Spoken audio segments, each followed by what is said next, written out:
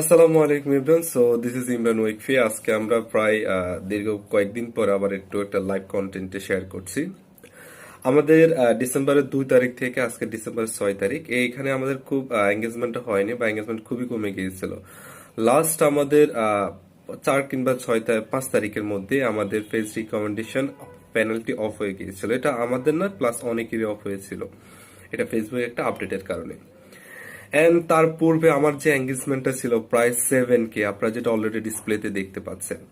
তো এই যে এঙ্গেজমেন্টটা, আপনাদের সবার সাপোর্টে এবং কি আপনাদের সবার কমেন্টের জন্য আজকে আমার এঙ্গেজমেন্টটা খুব ভালো হয়েছে। আপনাদের সবাইকে অসংখ্য ধন্যবাদ। আশা করি সবসময় পাশে থাকবেন।